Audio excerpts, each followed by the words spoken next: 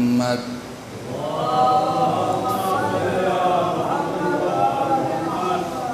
وآل الطيبين الطاهرين المعصومين المظلومين. أما بعد فقد قال الله تبارك وتعالى في كتابه الكريم: بسم الله الرحمن الرحيم. يا أيتها النفس المطمئنة ارجعي إلى ربك راضية مرضية. صلوات محمد.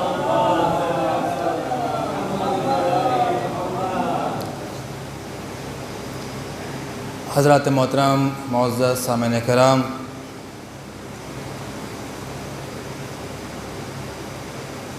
اس عشرے کی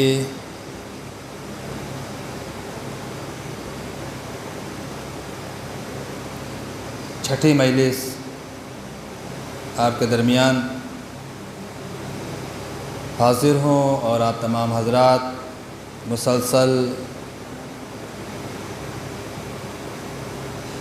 فرش اعضاء پر حاضری دے رہے ہیں، اور یہ ایام بھی وہ ایام ہیں جہاں ہر انسان، حسین کا ہر چاہنے والا کوشش کرتا ہے کہ زیادہ سے زیادہ وقت ہمارا فرش اعضاء پر گزرے، گزرنا بھی چاہیے، اس لیے کہ فرش اعضاء کے بے شمار فائدے ہیں۔ ہر کوئی انسان فرش اعضاء پر بیٹھے اور وہ کچھ نہ بھی حاصل کر سکے تو یہی اس کے لیے کیا کم ہے کہ جتنی دیر وہ بیٹھا ہے اتنی دیر اس کے نامہ اعمال میں کوئی برائی نہیں لکھی جاتی۔ سورہ فجر کی ان آیات کے ذیل میں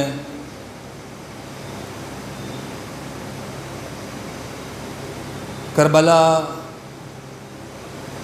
کی تاریخ کے حوالے سے میں نے دو کردار کا تذکرہ کیا۔ ایک کردار فرزند رسول الثقلین امام حسین علیہ السلام کا، اور دوسرا کردار یزید کا کردار۔ کربلا کی تاریخ، کربلا کا معرکہ ان دو کرداروں کے اوپر منحصر ہے۔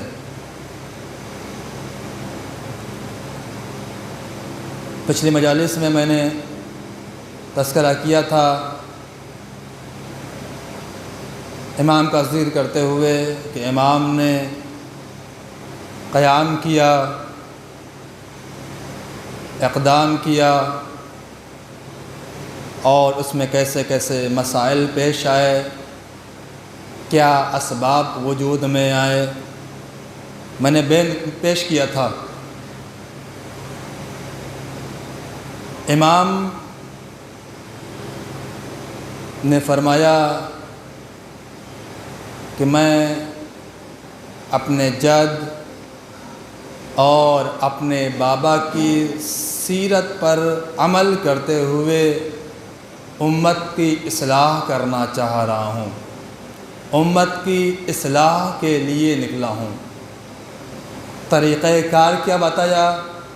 طریقہ کار بتایا تھا کہ ہمارا طریقہ اپنے جد اور اپنے بابا کی سیرت پر چلتے ہوئے امت کی اصلاح کرنا ہے،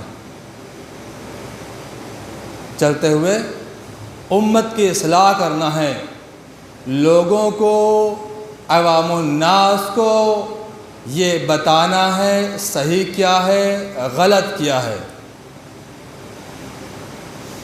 جو اچھائیوں پر عمل نہیں کر رہے ہیں ان کو متوجہ کرانا ہے اچھائیوں کی طرف، جو برائیوں سے اپنے آپ کو محفوظ نہیں کر رہے ہیں انہیں متوجہ کرانا ہے برائیوں کی طرف، جس کے ذریعے سے انسان کی زندگی ایک کامیاب زندگی ہو سکتی ہے۔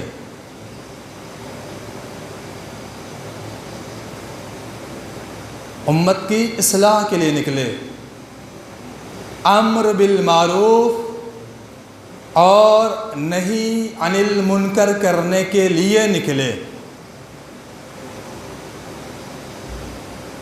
اور عزیزان محترم، جہاں پر یہ امر بالمعروف اور نہی عن المنکر کا مرحلہ آتا ہے تو وہاں پر بھی کچھ باتیں سامنے آتی ہیں۔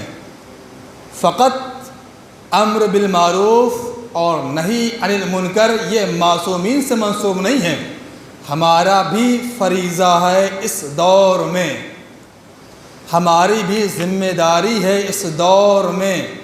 جہاں برائیاں وجود میں آ رہی ہوں کوشش کی جائے ایسے مراحل پیش کیے جائیں کہ ان کا خاتمہ ہو جائے۔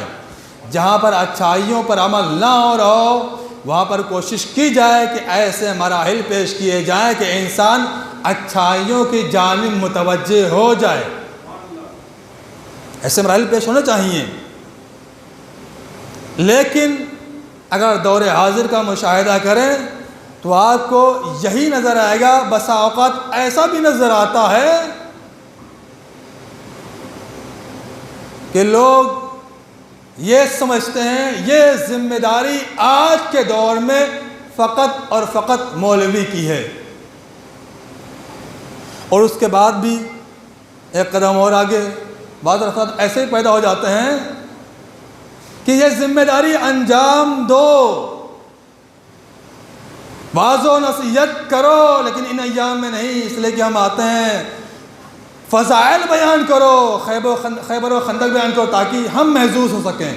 ایزو یہ فرش اعضا ایک ایسی جگہ ہے جہاں پر انسان کو واعظ و نصیحت کے ذریعے سے ان کے دل کو ہموار کیا جاتا ہے تاکہ صحیح راستے پر آ جائیں۔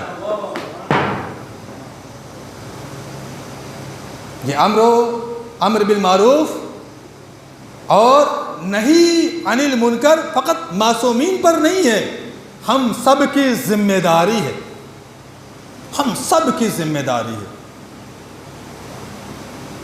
اور جہاں امر بالمعروف اور نہی عن المنکر کا مرحلہ پیش آتا ہے وہاں پر ایک سوال یہ بھی آتا ہے، یقیناً امر بالمعروف اور نہی عن المنکر ہر مسلمان کے اوپر واجب ہے، ہر مسلمان کے اوپر فرض ہے، لیکن بعض مقامات ایسے بھی ہیں جہاں پر یہ امر مسلمانوں کے اوپر واجب نہیں ہوتا۔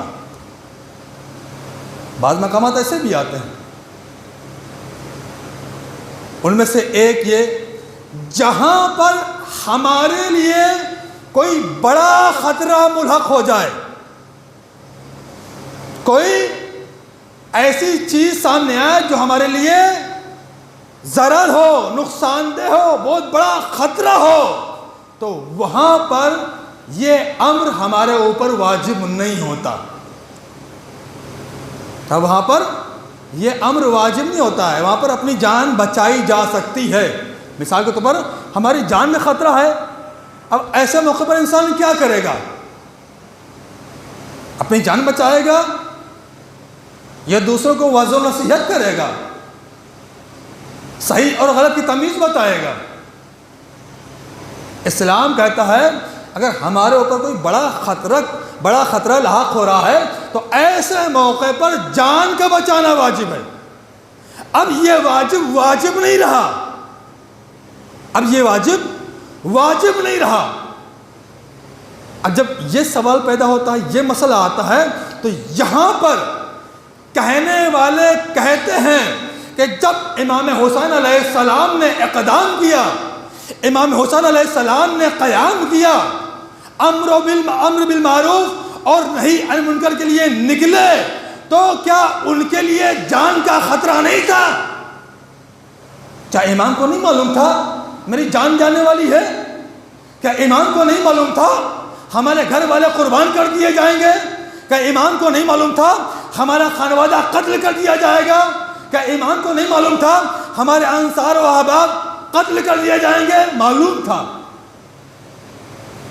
تو سوال یہ پیدا ہوتا ہے سوال کرنے والے سوال کرتے ہیں آخر جب معلوم تھا قتل کر دیے جائیں گے، آخر جب معلوم تھا بڑا خطرہ ہے، آخر معلوم تھا ہمارا گھر قربان کر دیا جائے گا، تو آخر کھڑے کیوں ہوئے؟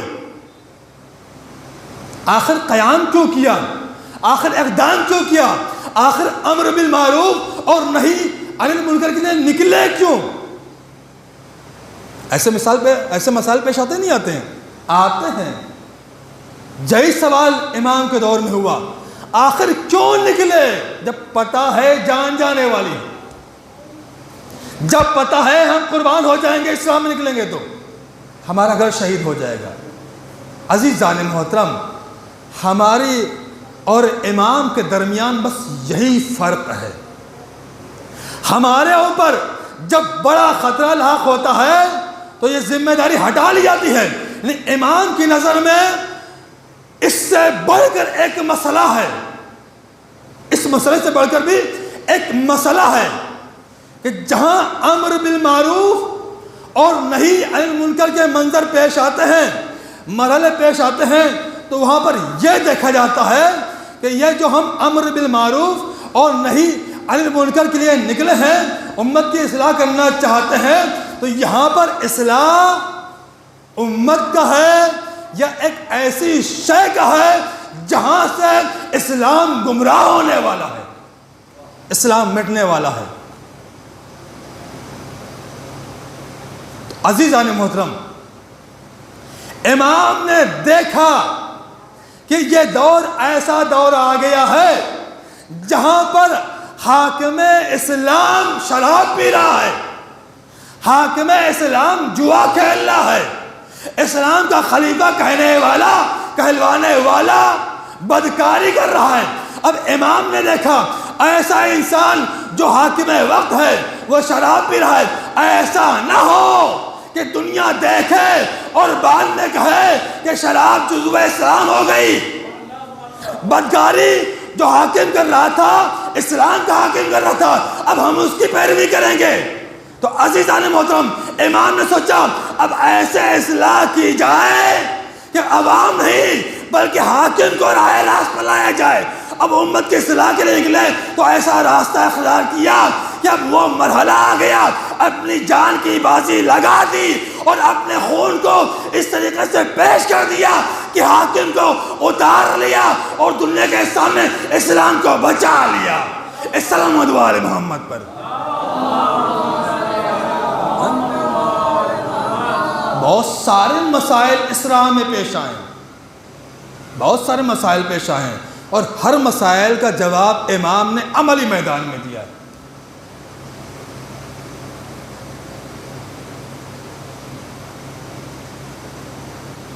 کئی نظریات، کئی فکریں ہم نے کل بیان کیے تھے نا، بہت ساری فکریں وجود میں آئیں، بہت سارے نظریات امام کے سلسلے میں۔ آخر صرف جان بچانے کی پرواہ لوگوں کو، اس کے علاوہ اور کچھ نہیں۔ امام نے بھی امت کی اصلاح کے لیے بہترین راستے اختیار کیے، اور جو راستے اختیار کیے وہ اپنے جد اور اپنے بابا کی سیرت پر چلتے ہوئے میدان عمل میں امت کی اصلاح کے لیے نکلے۔ مختلف جگہوں سے یہی ہو رہا تھا، روکا جا رہا تھا امام کو کسی طریقے سے نہ نکلیں، اور امام نے بھی عہد کر لیا امت کی اصلاح کرنی۔ دنیا اپنے فریب میں امام کو لینا چاہ رہی تھی، یعنی امام فریب میں آنے والے نہیں ہیں، دنیا امام کو دھوکہ دینا چاہ رہی تھی۔ امام دھوکہ کھانے والے نہیں، معصوم ہیں، دھوکہ نہیں سمجھتے۔ دنیا اپنے دور میں، اس دور میں طرح طرح کے سیاستی پہلو اپنائے گئے، امام کو فریب دیا جائے، کسی فریب میں امام نہیں آئے۔ جہاں تک کہ فریب دینے والوں نے فریب دے کے یہ سمجھ لیا کہ امام سمجھ نہیں پائے ہیں، امام پہچان نہیں پائے ہیں۔ تبھی تو امام نکل پڑے۔ عزیزو، امام سب کچھ جانتے تھے، سب کچھ سمجھتے تھے، ہر سیاست سے واقف تھے، ہر فریب سے واقف تھے، ہر دھوکے سے واقف تھے۔ اسی لیے جب کوفے سے ہزاروں خط آئے امام کو بلانے کے لیے، ہم مدد کے لیے تیار ہیں، ہم نصرت کے لیے تیار ہیں، تو امام نے وہاں پر جانے سے پہلے اپنے با اعتبار انسان کو بھیجا، جناب مسلم کو بھیجا، اور خط لکھا، میں اپنے بھائی کو بھیج رہا ہوں جس پر میں اعتبار کرتا ہوں۔ عالم اسلام میں اعتبار مانا گیا۔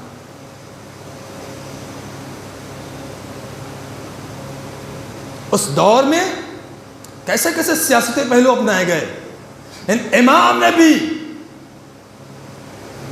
آواز دی، ہم سب کچھ جانتے ہیں، سب پہچانتے ہیں تمہارا فریب کیا ہے، اس کے باوجود بھی مجھے اپنے جد اور اپنے بابا کی سیرت پر کرتے ہوئے، عمل کرتے ہوئے امت کی اصلاح کے لیے کسی جگہ کا انتخاب کرنا ہے، اور وہ جگہ کوفے کا انتخاب کیا گیا، کوفے کا انتخاب کیا گیا۔ عزیزو، انتخاب کرنا بھی ایک کمال کا کام ہوتا ہے، انتخاب کرنا بھی ایک کمال کا کام ہوتا ہے، ہر ایک کے بس کی بات نہیں۔ دنیا جہاں فریب میں گھیر رہی ہو، وہاں پر انسان ایسا فیصلہ کر لے جائے، بہت بڑی بات ہے۔ یہاں پر امام نے ایسے موقع پر اپنی جانے سے پہلے مسلم کو بھیج دیا، اور مسلم کو بھیج کر یہ واضح کر دیا، ہم دیکھنا چاہتے ہیں تمہارے اندر وہ صلاحیت ہے کہ نہیں جو تم وعدہ کر رہے ہو کہ ہم مدد کے لیے تیار ہیں، ہم نصرت کے لیے تیار ہیں۔ آئے مسلم سفیر بن کے، کیا واقعہ پیش آیا؟ وہ مرحلہ بھی پیش آیا کہ جب نماز کے لیے کھڑے ہوئے تو صف پہ صف موجود تھی، اور جب مڑ کے دیکھا تو کوئی چاہنے والا موجود نہیں تھا۔ ایسے ہی تو تھا، سفیر بن کر گئے تھے جناب مسلم علیہ السلام،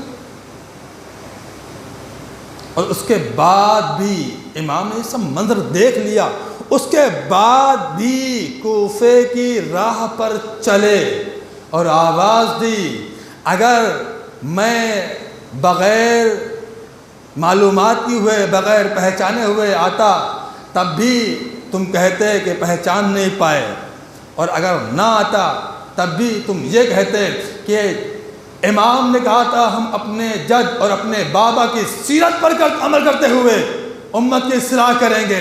تو جہاں کا انتخاب ان کے بابا نے کیا تھا اس جگہ کو چھوڑ دیا، وہاں کا انتخاب نہیں کیا، وہاں نہیں آئے۔ اس لیے امام نے سوچا اب ہمیں وہی جانا ہے جس جگہ کو میرے بابا نے دارالخلافت بنایا تھا، جہاں سے میرے بابا نے تبلیغ کا کام انجام دیا تھا، اب میں بھی وہیں پر جاؤں گا۔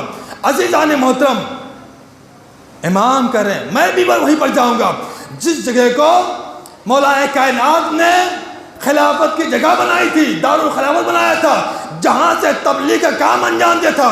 اب امام سے پہلے علی نے اس مقام پر تبلیغ کا کام انجام دیا اور آواز دی، دین ایک ایسا مذہب ہے جسے کوئی مٹا نہیں سکتا۔ اب اسی جگہ کا انتخاب کر کے حسین نے بھی تبلیغ کا کام انجام دیا، امت کی اصلاح کا کام انجام دیا، اور آواز دی ہم قربان ہو جائیں گے، نانا کے دین کو مٹنے نہیں دیں گے۔ السلام علی محمد۔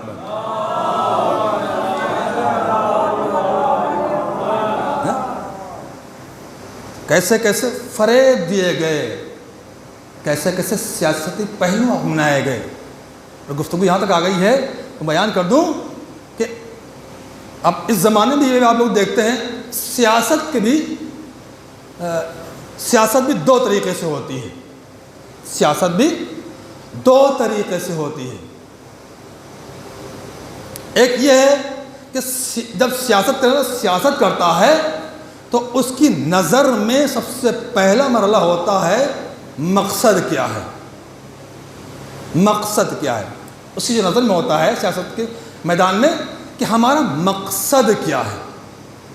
اور دوسرا مرحلہ جو آتا ہے سامنے وہ یہ کہ جس مقصد کے لیے ہم کام انجام دینا چاہ رہے ہیں، جس مقصد تک ہم پہنچنا چاہ رہے ہیں، اس مقصد تک جانے کا ذریعہ کیا ہے، اس کا راستہ کیا ہے. آج کا دور ایک ایسا دور آ گیا ہے جہاں پر سیاست کو اس طریقے سے پیش کیا گیا ہے جہاں سیاست کا لفظ آتا ہے لوگ اسے برا سمجھتے ہیں. عزیزو، سیاست ایک پاک و پاکیزہ لفظ ہے. سیاست ایک پاک و پاکیزہ لفظ ہے جس کے معنی ہیں تدبیر کے، تنظیم کے، منظم ہونے کے. سیاست کے معنی ہیں تدبیر کے، تنظیم کے، منظم ہونے کے. جب انسان سیاسی میدان میں ہوتا ہے تو اس میں سب سے پہلی منزل ہوتی ہے ہمارا مقصد کیا ہے، اور جو مقصد ہے وہاں تک جانے کا ذریعہ کیا ہے. انسان نے کوئی مقصد اپنایا کہ مجھے مثال طور پر وہاں تک پہنچنا ہے، یہ ہمارا مقصد ہے. اب جو پہنچنا ہے تو پہنچنے کے لیے بھی ذرائع چاہیے، راستے چاہیے. تو وہ راستے کیا ہیں، وہ ذرائع کیا ہیں. اب اگر مقصد تک پہنچنے کے لیے جو ہم نے راستہ اختیار کیا ہے، جو تدبیر اختیار کی ہے، جو تنظیم اختیار کی ہے، جو راستہ اختیار کیا ہے، اگر یہ راستہ ہمارا نیک ہے تو ہم کامیاب ہو جائیں گے. اگر یہ راستہ برا ہے تو ہم کہیں نہ کہیں پستی کا شکار ضرور ہو جائیں گے. اگر ہمارا جانے کا راستہ صحیح ہے تو یقیناً ہم صحیح راستے پر چل کر اس مقصد تک پہنچ سکتے ہیں. لیکن جو ہم نے راستہ اپنایا ہے، جو ہم نے تدبیر کی ہے، وہ صحیح نہیں ہے تو ہم آخری منزل تک نہیں پہنچ سکتے جو ہمارا ہدف ہے، جو ہمارا مقصد ہے. اب ہدف تک پہنچنے کے لیے بھی ایک بہترین سیاست چاہیے. امام نے کیا کہا؟ اپنے جد، اپنے بابا کی سیرت پر عمل کرتے ہوئے میں امت کی اصلاح کروں گا. اب تاریخ پر نظر دوڑائیے، علی سے پہلے ان کے جد اور ان کے بابا نے کیسے راستے اختیار کیے. بڑی توجہ چاہتا ہوں، کیسے راستے اختیار کیے. ایک دور تھا علی کے جد، حسین کے جد رسول اسلام کا، جب مدینے میں کعبے کا طواف کرنے کے لیے، مکے میں کعبے کا طواف کرنے کے لیے گئے تو وہاں پر روکا گیا طواف کرنے سے. ایک دور تھا تاریخ میں درج ہے، روکا گیا. روکا کیوں گیا؟ روکا اس لیے گیا کہ ابھی تک تو یہاں پر دوسرے مذاہب تھے، یہ مذہب کہاں سے وجود میں آ گیا؟ ابھی تک تو ہم یہی دیکھ رہے تھے، اتنے خدا ہیں، یہ ان کو ماننے والے ہیں، یہ ان کو ماننے والے ہیں. ان خداؤں کے درمیان یہ ایک نیا مذہب، نیا اسلام کہاں سے آ گیا جو آواز لائے اس دنیا میں کچھ بھی نہیں ہے، کوئی خدا نہیں ہے، فقط ایک خدا ہے. ظاہر اس دور میں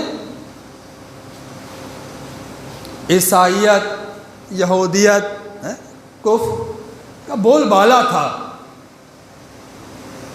رسول اللہ علیہ وسلم آئے کعبے کا طواف کرنے کے لیے، روکا گیا اور روکنے کے بعد آواز دی گئی ہم تمہیں اجازت نہیں دیتے ہیں کہ یہاں پر داخل ہو. اجازت نہیں دیتے ہیں کہ تم یہاں پر داخل ہو.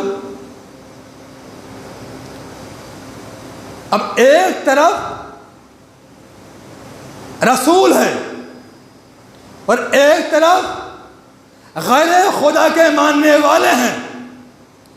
دونوں کا مقصد الگ الگ ہے اور دونوں کے طریقے بھی الگ الگ ہیں. دونوں کا مقصد الگ ہے, دونوں کے طریقے الگ ہیں اور دونوں کی سیاست بھی الگ ہے. ایک سیاست یہ چاہ رہی ہے کہ ہم دوسرے کو ذلیل کر دیں اور ایک سیاست یہ چاہ رہی ہے کہ ہم ان کے مقابل میں سربلند ہو جائیں. رسول السلام آئے, طواف کرنے کی منع کر دیا گیا, اجازت نہیں ہے. اس سال ہم اجازت نہیں دیں گے تمہیں داخل ہونے کے لیے, اگلے سال آ جانا, ہم مکہ ہی خالی کر دیں گے 3 دن کے لیے, طواف کر لینا. یعنی اس سال نہیں آنے دیں گے, ہماری عزت کا سوال ہے, نہیں آنے دیں گے. تو ایسے موقع پر کیا مرحلے پیش آتے ہیں؟ مقابل میں جو چاہنے والے ہوتے ہیں وہ بھی اپنی عزت کو لے کے سامنے آ جاتے ہیں. یعنی رسول نے کیا کہا, ٹھیک ہے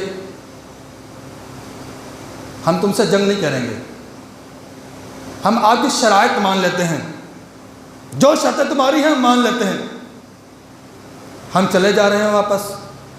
آپ نے کہا اس سال نہیں آنے دیں گے, اجازت نہیں, اندھا آنا, ہم 3 دن کے لیے مکہ ہی خالی کر دیں گے, آ جانا, طواف کر لینا, رہ لینا, قریب ہی نہیں آئیں گے. تو ادھر کی سیاست الگ ہے اور ادھر کی سیاست الگ ہے, ادھر کا مقصد الگ ہے, ادھر کا مقصد الگ, اور دونوں کا راستہ بھی الگ الگ.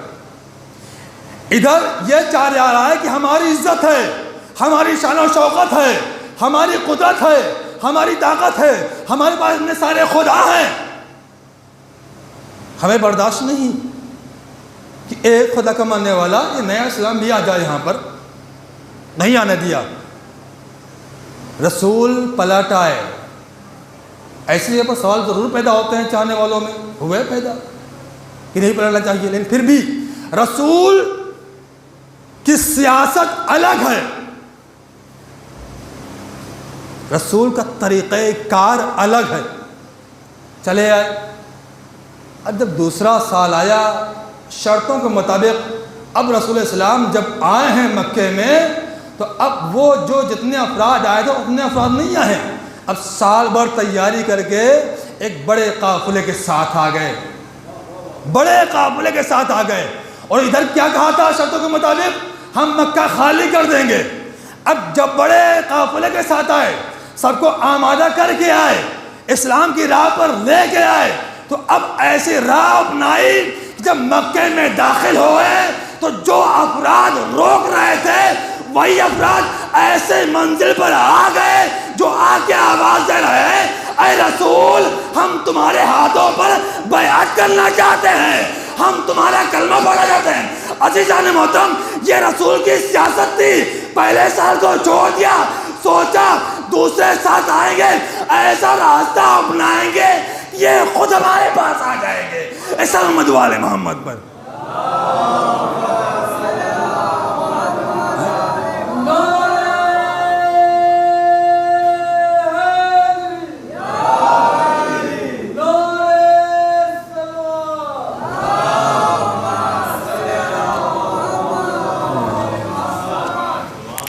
سمجھ میں آ رہا ہے. تو سیاست کے پیچھے بھی صحیح اور غلط اور اچھا اور برا مقصد ہوتا ہے. صحیح راستہ بھی ہوتا ہے اور غلط راستہ بھی ہوتا ہے. بس صحیح راستے کو پہچاننے کی ضرورت. جب تک صحیح راستہ نہیں پہچانا جائے گا ہماری سیاست کامیاب نہیں ہو سکتی. اب یہاں تک آ گئے ہیں تو دوسرا مرحلہ بھی ذکر کر دوں اور زحمت تمام. اس کے بعد امام نے کیا کہا تھا, اپنے جد اور اپنے بابا کی سیرت پر عمل کرتے ہوئے میں امت کی اصلاح کروں گا. میں نے ایک رخ بیان کر دیا, دوسرا رخ بیان کر دوں, زحمت تمام.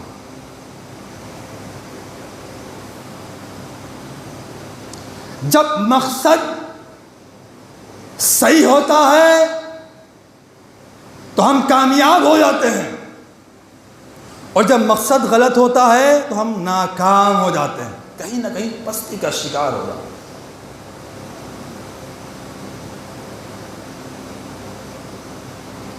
جیسے رسول کا زمانہ تھا انہوں نے بہترین سیاست اپنائی، ویسے ہی علی کا زمانہ، حسین کے بابا علی مرتضیٰ، ہم سب جانتے ہیں علی مرتضیٰ نے تبلیغ دین کے لیے دارالحکومت کا جو انتخاب کیا وہ کوفے کا انتخاب کیا۔ کہاں کا انتخاب کیا؟ کوفے کا انتخاب کیا۔ کوفے کا انتخاب کیا، اور جب انتخاب کیا کوفے کا تو اس کے بعد عملی میدان میں ہوتا ہے وہ کارنامے پیش کیے ہیں جن کی مثال نہیں دی جا سکتی۔ ایک بہادر شخصیت کی شکل میں دنیا کے سامنے پیش ہوئے۔ ایک شجاع ترین انسان کا نام ہے علی، ایسا بہادر، ایسا سورما جو جس میدان میں نکل جاتا ہے سب کو تہ تیغ کرتا ہوا نظر آتا ہے، دشمنوں کو واصل جہنم کرتا ہوا نظر آتا ہے۔ تاریخیں آپ کے سامنے ہیں، سب کو واصل جہنم کرتا ہوا نظر آتا ہے۔ میں اپنے بیان کو سمیٹ رہا ہوں اس لیے کہ وقت کافی ہو چکا ہے۔ امام نے اپنے دور میں وہ مرحلہ بھی طے کیا، جنگوں کے بعد وہ وقت آ گیا کہ اب مسجد کوفہ میں مولائے کائنات عبادت کے لیے حاضر۔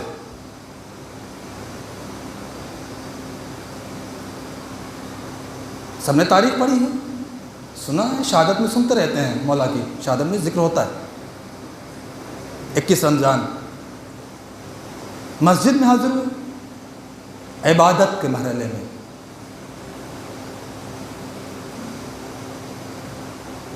اب دیکھیے، مقصد اور ہدف ذہن میں رہے اور صحیح راستہ رہے تو انسان کامیاب ہوتا ہے۔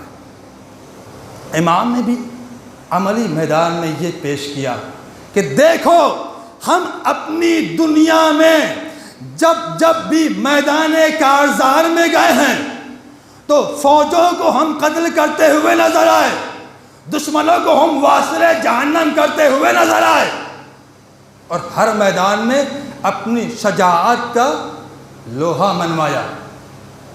جب آخری وقت امام مسجد میں منزل عبادت میں سر سجدہ خالق میں، اور اس عالم میں دشمن تلوار لے کے حاضر ہوتا ہے، اور سر سجدہ خالق میں ہے، اس عالم میں دشمن تلوار چلاتا ہے اور امام شہید ہو جاتے ہیں۔ تو عزیزان محترم، یہاں پر ہم اور آپ ہوتے تو کیا کرتے؟ پلٹ کر وار کرتے؟ نہیں عزیزو، امام نے دوسرا راستہ اختیار کیا۔ امام نے اس وار کے بعد پلٹ کر حملہ نہیں کیا۔ اب کوئی جنگ نہیں ہے، کوئی مارکا نہیں ہے، یہ مسجد ہے، میدان جنگ نہیں ہے، مارکا نہیں ہے، لڑائی کی جگہ نہیں ہے، بلکہ جب سر سجدہ خالق میں ہے، یہاں پر تلوار چلتی ہے، سر کے اوپر لگتی ہے، تو اس منزل پر مولائے کائنات یہ اعلان کرتے ہوئے آتے ہیں، فزتو برب کعبہ، رب کعبہ کی قسم میں کامیاب ہو گیا۔ نہیں تو جو محترم آواز دی جا رہی ہے، رب کعبہ کی قسم میں کامیاب ہو گیا۔ عزیزان محترم، علی یہاں قتل ہو رہے ہیں، یہاں کی آوازیں چاہیے کہ علی نے کوفے کے اندر جب قتل کیے گئے تو آواز دی، رب کعبہ کی قسم کوفے سے کعبے کا حوالہ دیا، کوفے سے کعبے کا حوالہ دیا۔ اب بعد علی اسی سیرت کو اپناتے ہوئے مولا حسین نے آواز دی، اے بابا آپ نے سجدہ خالق میں جب تلوار لگی تو کعبے کا حوالہ دیا کوفے سے، اب میں بھی جب امت کی اصلاح کے لیے اٹھوں گا تو اسی کوفے سے اٹھوں گا اور اسی کوفے سے چل کر کعبے تک جاؤں گا۔ السلام علیکم محمد پر۔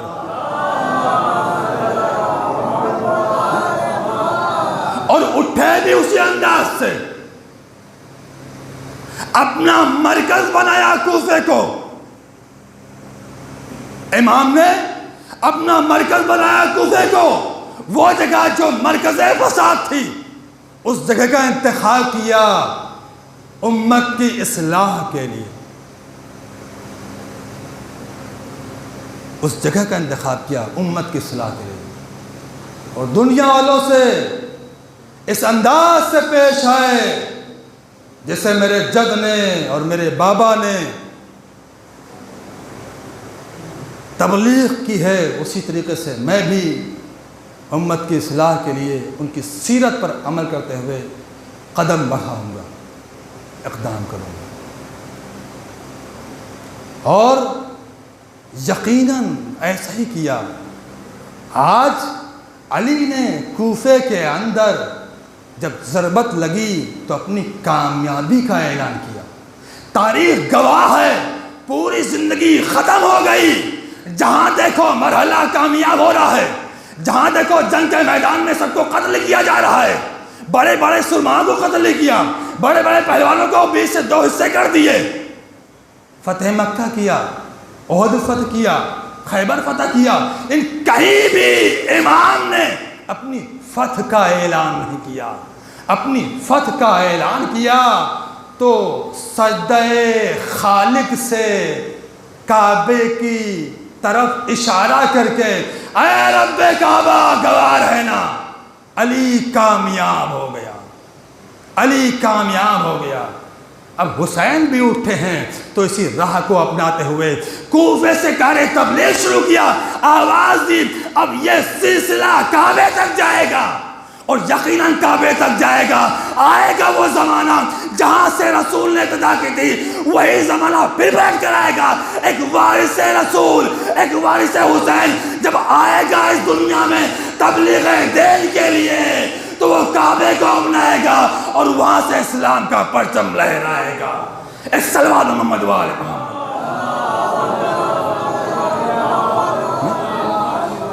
بس عزیزو، میں نے زحمت تمام کی، میرا وقت پورا ہو چکا ہے۔ انشاءاللہ کل اس سلسلے کی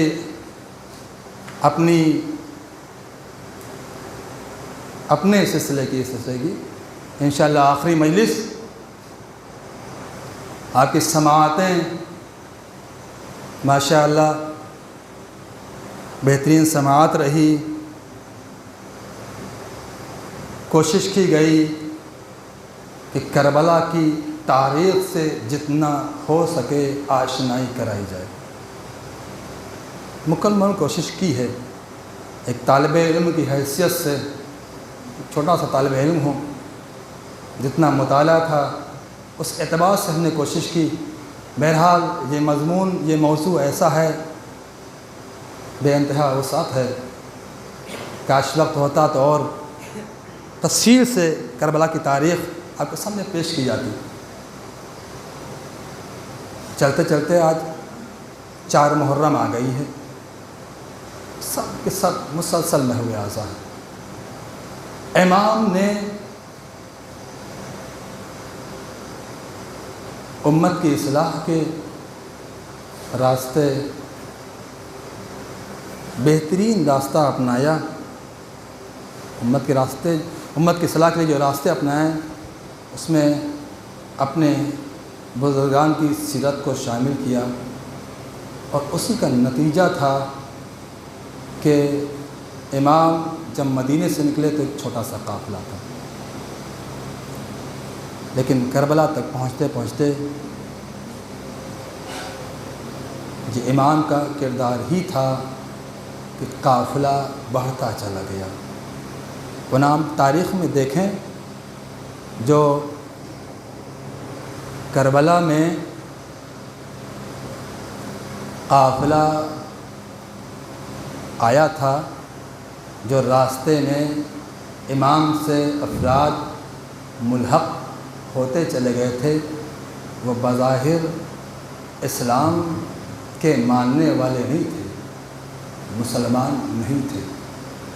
کوئی یہودی تھا، کوئی عیسائی تھا، دیگر فرقے کے افراد تھے، لیکن جو امام حسین علیہ السلام کا نیک اقبال، بہترین کردار اپنے خطبات کے ذریعے سے، اپنے ارشادات کے ذریعے سے اس طریقے سے لوگوں کو اپنی طرف متوجہ کرایا کہ لوگ ملتے چلے گئے اور کارواں بڑھتا چلا گیا۔ اور اپنے کردار کا ایسا اثر ڈالا امام نے اپنے چاہنے والوں کے اوپر، کربلا گواہ ہے۔ امام خود فرماتے ہیں شب عاشور، جیسے ساتھی مجھے ملے ہیں نہ میرے بابا کو ملے ہیں، نہ اس سے پہلے میرے جد کو ملے ہیں۔ ایسے ساتھی، اور واقعی ایسے ساتھی تھے۔ کون نہیں جاتا ہے؟ شب عاشور کی منزلیں تاریخ سب واقف ہیں، بیان کر دینا کوئی معیار نہیں، سن لینا کوئی معیار نہیں، ان سب تصور کرے۔ ہم سب حسین کے چاہنے والے ہیں، ہمیں اپنے گریبان میں جھانک کے دیکھنا چاہیے ہم نے کردار حسین سے کتنا استفادہ کیا ہے، کتنا استفادہ کیا ہے۔ اس لیے ہم اپنی مجالس میں اکثر کہتے ہیں کہ محرم آتے ہیں، ہم اپنے لباس بدل لیتے ہیں، لباس بدل لیتے ہیں، سیاہ لباس میں جاتے ہیں۔ ایسو ہم اکثر کہتے ہیں لباس بدل لینا معیار نہیں ہے، ہمارے اندر کتنی تبدیلی آئی ہے یہ معیار ہے۔ کربلا کی تاریخ سے ہمیں درس لینا ہے۔ ایسو امام نے ایسے ساتھی پیدا کیے ہیں کہ کربلا میں آ گئے شب عاشور، پیروں میں لغزش نہیں ہے، ہمیں بھی ویسا ہی بننا ہے۔ وہ عظیم مصیبت جہاں چاروں طرف دشمن اعداء، سیر و سیراب، ساتھ میں اسلحہ، گھوڑے، سواریاں، طاقت، مال و دولت، حکومت، سب کچھ ہے، اور مقابل میں چھوٹا سا قافلہ جو بھوکا پیاسا ہے، چھوٹا سا قافلہ، نہ تخت ہے، نہ تاج ہے، نہ دولت ہے، چھوٹا سا قافلہ ہے۔ اور اس کے بعد رات کے عالم میں شب عاشور ایک ایسا منظر جو دل کو دہلا دینے والا ہے۔ ایک مرتبہ امام نے سب سے مخاطب ہو کے آواز دی، جس کو جانا ہے چلا جائے، جس کو جانا ہے چلا جائے۔ میں سب کی گردن سے اپنی بیعت اٹھائے لیتا ہوں، میں سوچا کوئی نہیں گیا۔ اور اس کے بعد امام نے چراغ کو گل کر دیا، روشنی کو کم کر دیا، بجھا دیا، غل کر دیا، اور اس کے بعد پھر آواز دی، اگر شرم آتی ہے تو میں چراغ کو گل کر دے رہا ہوں۔ اور اس کے بعد یہ بھی کہا، اگر اکیلے نہیں جانا چاہتے ہو تو ہمارے گھر کے افراد، ہمارے چاہنے والوں میں سے جس کا جی چاہے ہاتھ پکڑو، ساتھ میں چلے جاؤ، میں نے سب کو معاف کر دیا، میں جنت کی ضمانت بھی لیتا ہوں۔ اللہ اکبر! وہ کردار، وہ اس بات قدم، جب دوبارہ روشنی روشن کی گئی، چراغ روشن کیے گئے، تو امام نے کیا دیکھا؟ سب کی تلواریں برہنہ ہیں، گردن کے اوپر ہیں۔ اے مولا، ہمارے اور سر کے درمیان 70 مرتبہ نہیں، 70,000 مرتبہ بھی جدائی کر دی جائے، تب بھی ہم دامن چھوڑنے والے نہیں۔ اللہ اکبر! یہ ساتھی ہیں امام کے، یہ چاہنے والے ہیں امام کے، یہ ساتھی ہیں امام کے۔ ایسے ساتھی بننے کی ضرورت ہے، ایسے حسین کے چاہنے والے بننے کی ضرورت ہے، ایسے حسین کے عزادار بننے کی ضرورت ہے۔ جب وقت پڑ جائے تو اسلام کی حفاظت کریں، اللہ اللہ کیسی مصیبت ہے کربلا کا میدان، ہر طرف سے فوجیں اعداء، ایک کے بعد ایک قافلہ چلا آ رہا ہے جنگ کے لیے، ایک کے بعد ایک گروہ چلا آ رہا ہے دشمنوں کا، اور دوسری طرف حسین کا چھوٹا سا قافلہ جہاں کوئی یارو مددگار نہیں ہے۔ اور اسی اثنا میں یہ کہا گیا اے امام آپ کا بھی تو چاہنے والا ہے، بچپن کا دوست، شاید آپ بلائیں تو وہ آ جائے۔ ایک مرتبہ امام نے خط لکھا اور قاصد کے ذریعے سے بھیجا، حسین مصیبتوں میں گرفتار ہے، مدد کے لیے اگر آنا چاہو تو آ جاؤ۔ اللہ اکبر۔ قاصد خط لے کے پہنچا، حبیب ابن مظاہر۔ کون حبیب ابن مظاہر؟ حسین کے بچپن کے ساتھی، جن کے بارے میں تاریخیں یہاں تک نقل کرتی ہے کہ بچپنا تھا حسین کا، اور حسین چلتے تھے تو پیچھے پیچھے حبیب کی یہ محبت تھی، یہ عقیدت تھی کہ امام کے قدموں کی خاک اٹھا کر اپنے سر پر مرتے تھے، خاک اٹھا کر اپنے سر پر مرتے تھے۔ یہ عقیدت تھی حبیب کی حسین سے، یہ محبت تھی حبیب کی حسین سے۔ حسین نے بلایا حبیب کو، حبیب نہیں آ سکتا، یقیناً آئیں گے۔ پہنچا قاصد، دروازہ پر آواز دی، لق الباب کیا، آواز دی، کون؟ جواب دیا گیا میں حسین کا قاصد ہوں۔ ایک مرتبہ اتنا سننا تھا، تڑپ گئے، بے چین ہو گئے، اٹھ کر آئے، کیا ماجرا ہے؟ کہا حسین ننغے اعداء میں گر گئے ہیں، خط بھیجا۔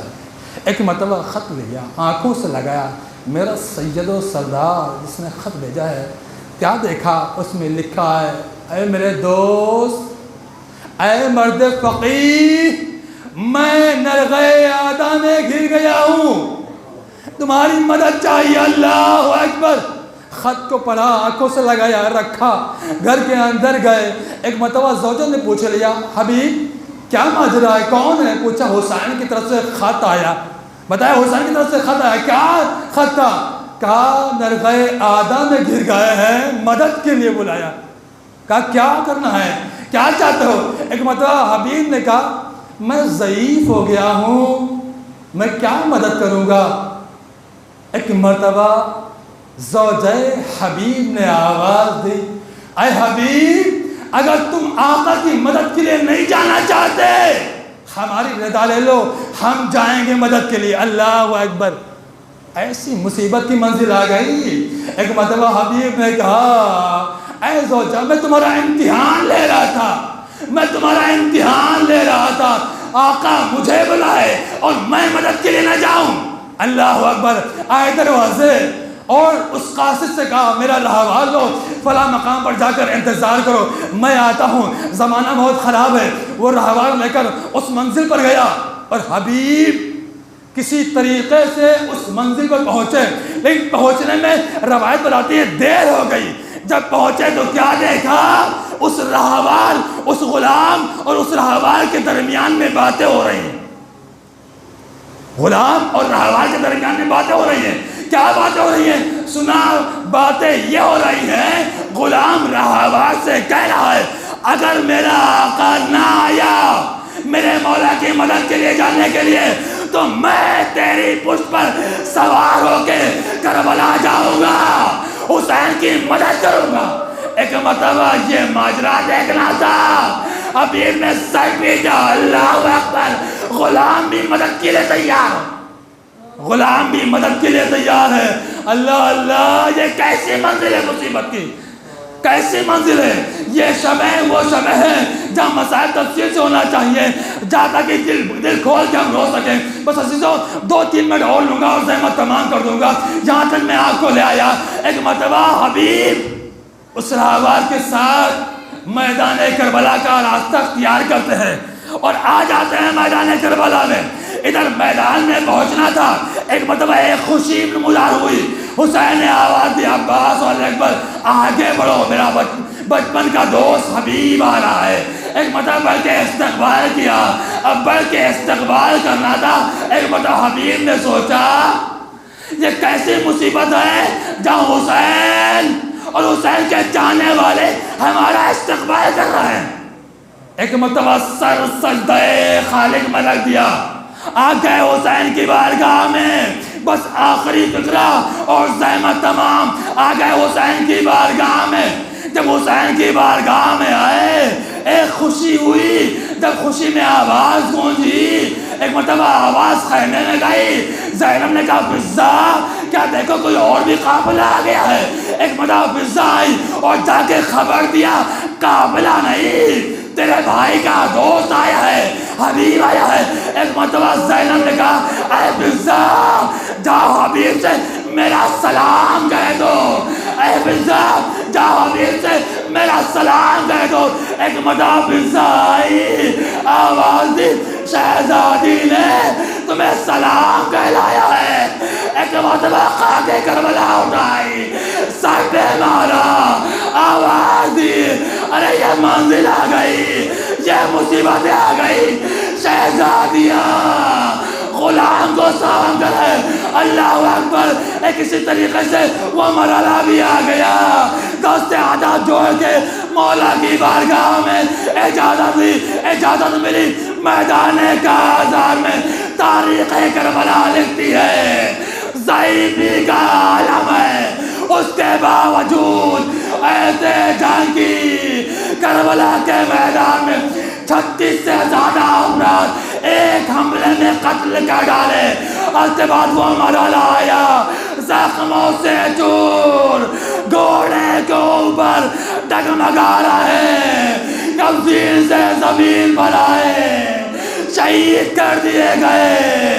آواز دی حسین کو، ارے حسین پہنچے، اس وقت پہنچے جب روح جس سے نکل چکی تھی، ادھر حسین پہنچے، ادھر اکبر پہنچے، ادھر عباس پہنچے۔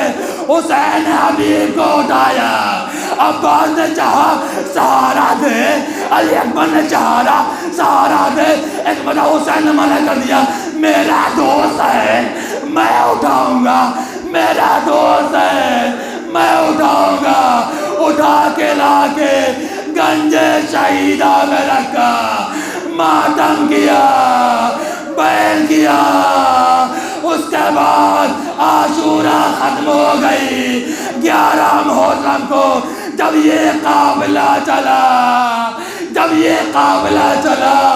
راہ کوفہ میں، ادھر سرنیزوں پر ہے، راہ کوفہ میں ایک منزل آئی، اس حبیب کا بیٹا قاسم آگے آتا ہے، چاہنے والوں کو ساتھ لاتا ہے، کھولے کے اوپر حملہ کرتا ہے، اپنے بابا کے سر کو لیتا ہے، اور لینے کے بعد ایک مرتبہ سجاد کے بغل سے گزرتا ہے۔